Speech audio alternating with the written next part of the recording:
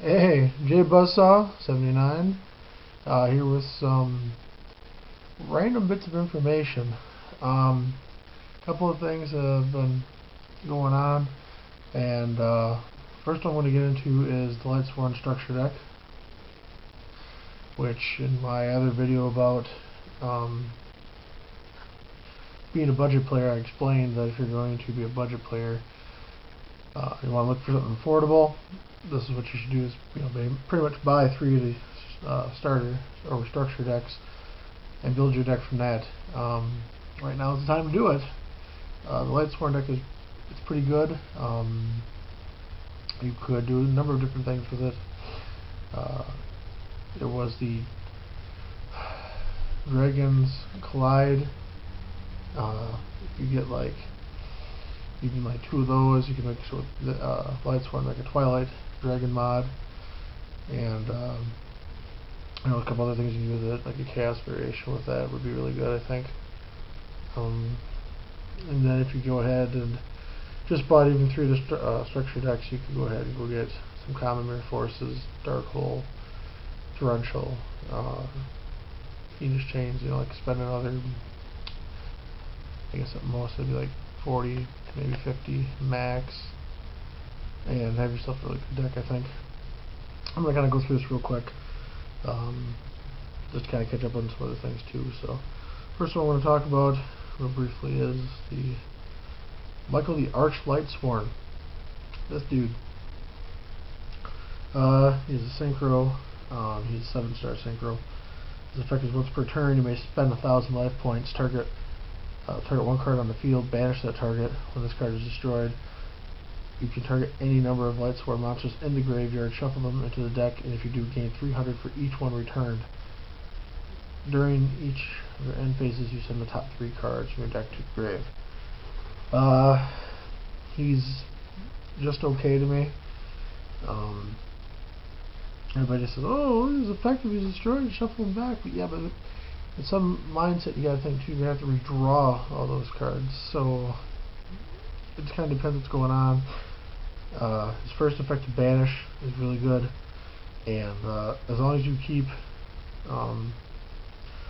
the life point totals up, that's really good. Thank God Konami didn't say pay 1,000 and banish something on the field. Wow. Because knowing that would have been their next step. Moving on. So sorry about that. Michael is just okay to me. Lightsworn Sanctuary, I think, is a pretty good card. Once per turn, send Lightsworn monster from your hand to the grave, then target another Lightsworn monster to the grave and add it to your hand. Each time a card is sent from the deck to the grave, place a shine counter on this card. If Lightsworn you control be destroyed by a card effect, you can remove 2 shine from your side of the field for each of those Lightsworn cards instead. So you can basically use this to set your hand. Like if you had something dead in your hand or something you didn't want. Let's say for example, I don't know, let's say I have, this is on here, Alexandrite Dragon. I can pitch Alexandrite Dragon from my hand with the Sanctuary there, and go ahead and let's say I grab out I don't know, I'm on the spot. I can get Judgment Dragon back. Cool. I mean, I guess that would be the first one I would think of. You basically substituting one for another. Like, oh well, gosh, got my Judgment Dragon. Lightsworn Sanctuary, discard, whatever. Get it back to my hand. Look, I have 4 still. Special summon, wipe the field. Really good card. I'll just show it for a second here. Lightsworn Sanctuary is really good, I think. I don't know if I'd play 3. I'd probably play at least 2. Just so you get the consistency of it. Lightsworn Maiden. I think she's okay too. I would probably play her at 1. When she's normal summon, you can add 1 light dragon monster from your deck to the hand. Your star level is equal to or less than the number of Lightsworn with different names in your graveyard. If this card is sent from hand or deck to the grave, send the top card of your deck to the graveyard. Gain each of your end phases. Send the top 2 cards from your deck to the grave. She's a tuner. Level 3, I guess that's okay. Yeah. I can see she's useful.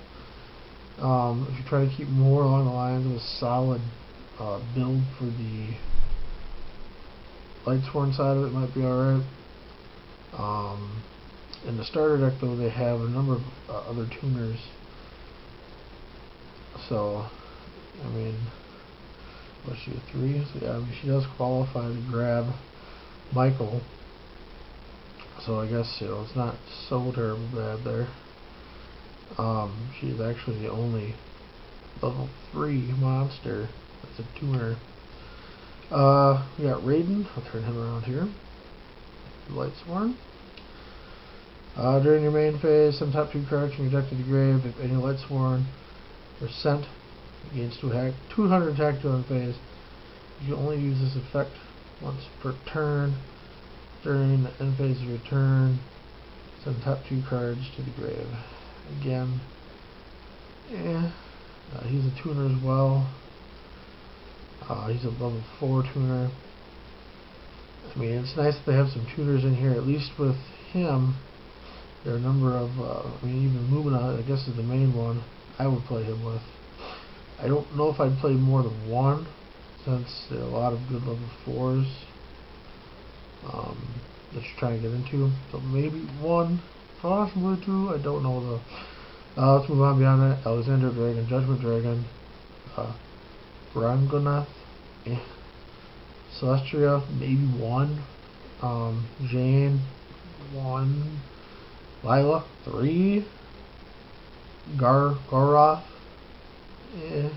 1 maybe, Wolf, 3, you're in the Lightsworn Monk.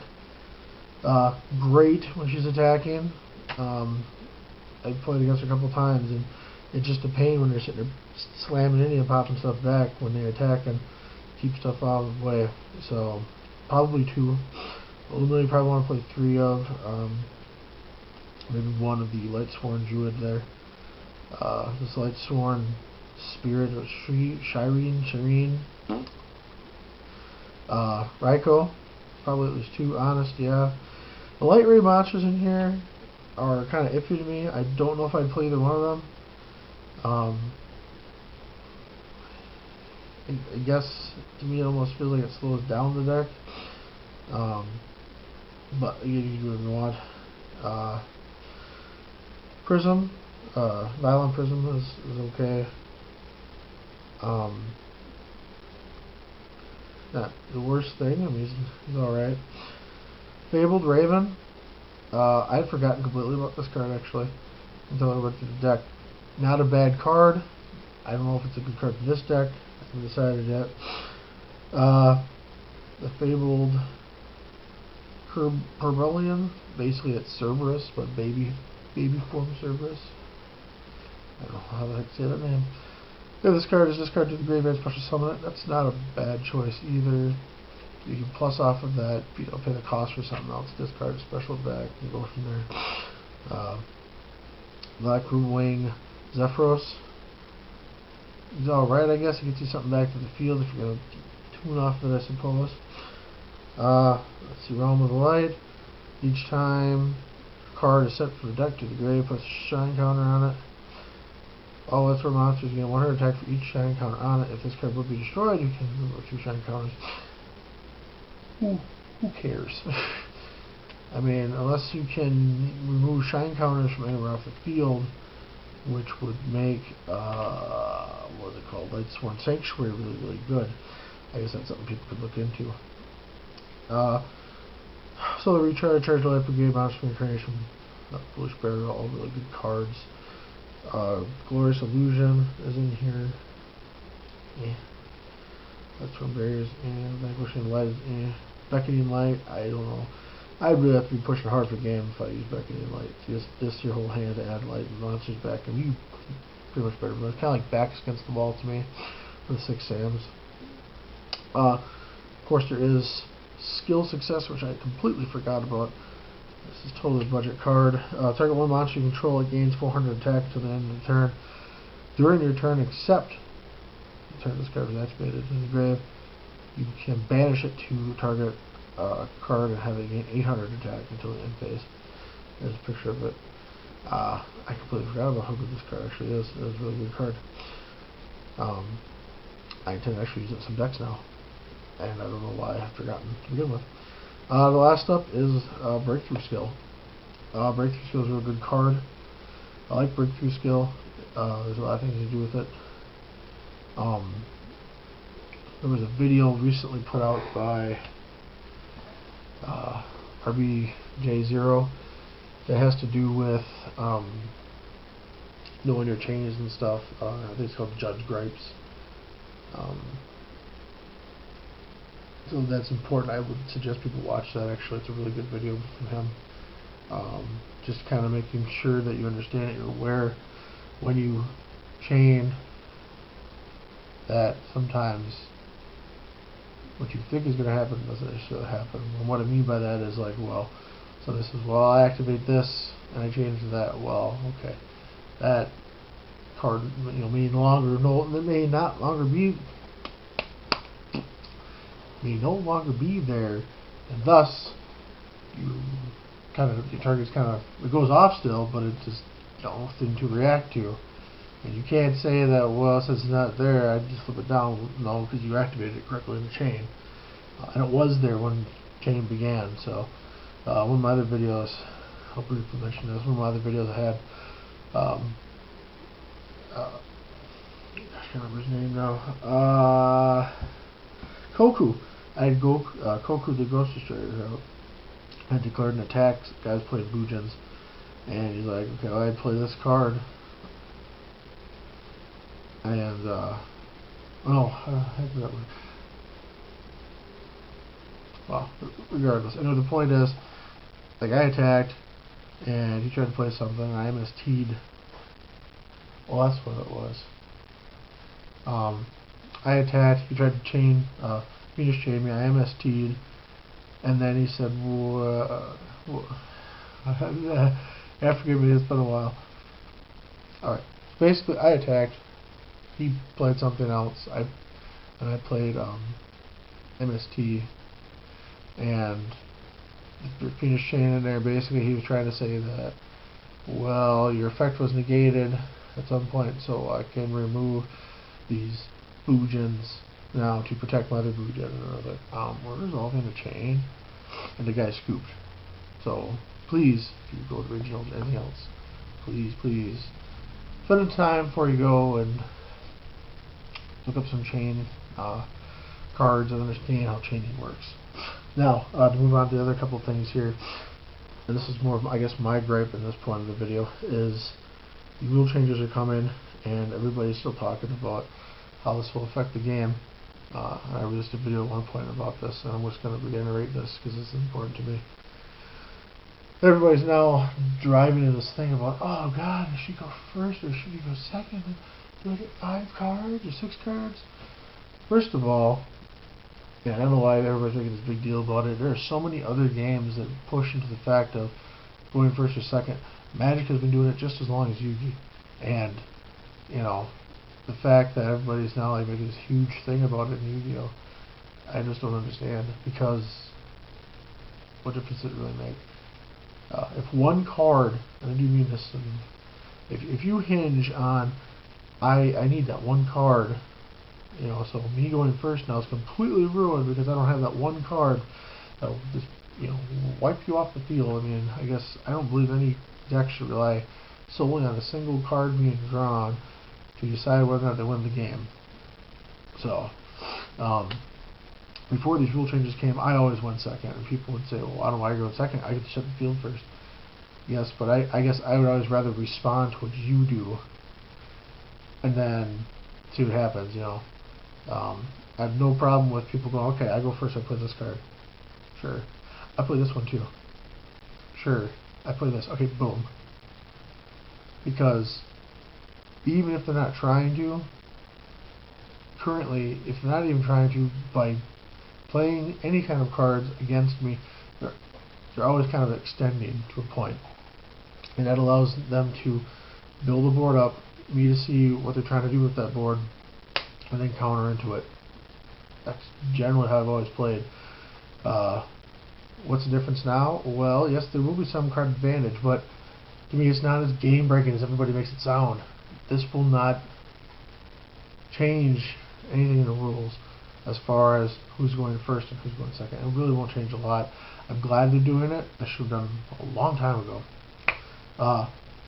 More importantly than that, to me, the next step up from that, which is, like, if there's 3 issues for changing rules, that's number 3. Number 2 for me is the field spell change. Huge thing for me. Mainly for me, why it's huge is because of the fact, like,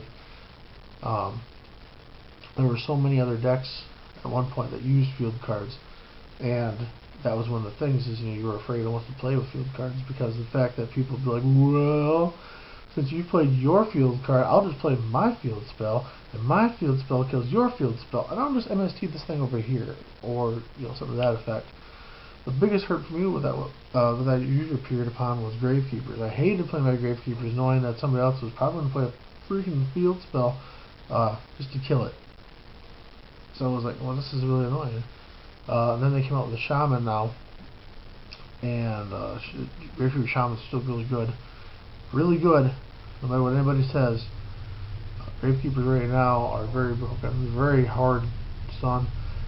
I've played them since they came out, and they have never been better for me personally.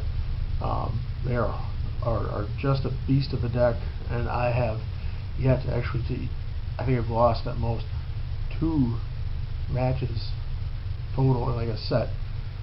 I've gone 2-1, and that's it. And I've won 3 tournaments so far with them at my locals. And there's been the minimum of I think the smallest one was 12 at one point, but that's because people were gone for various things that were going on, like graduation and such. There's only 12 people there at locals. So that is my number 2 issue, man. I'm going to mention this one, and that is Pendulum Summoning. I've already done a video on it, so as far as I'm concerned, that's all I'm going to really say on it. But Pendulum Summoning, to me, is the thing that is most important about the rule changes coming up. I don't know if it's going to be good or bad yet. I like the mechanic. As I said before, and in my other discussion video, you can kind of watch my full description of it, but I like the mechanic. I think it needs to be limited in some form. I think it's too broken right now, and it needs to be tamed back, but the mechanic itself is kind of neat. So, I will have deck profiles coming. I apologize for that, but it's still been pretty hectic for me lately, and quite honestly, I haven't been really making a lot of deck profiles because of the fact that the rule changes are right around the corner. I do have 2 decks I can preview. I will put them up since I have off this weekend for 4th of July coming up. I'll put them up then, both of them together, and then I probably won't touch anything until after the ban list comes out. So July 14th, like 14th and whatever, I'll start going back through decks and doing them. One of the first ones, and I do appreciate this, is the Alien deck profile that I put on, I think my 2nd or 3rd one, I don't remember anymore. I'll be redoing that as one of my top ones, a couple other things, and I have a special thing coming up I call the Decks of the Apocalypse. I'll be putting that up also. Some top tier decks, or what I believe are top tier decks. But anyway, the point is, thanks for watching. Thumbs up if you like, thumbs down if you don't. Subscribing is always nice. Again, I don't beg for subscribers. At the very least, the thing I ask people is to please watch the video and share it with other people if they liked it. So, again, J Buzzsaw signing out.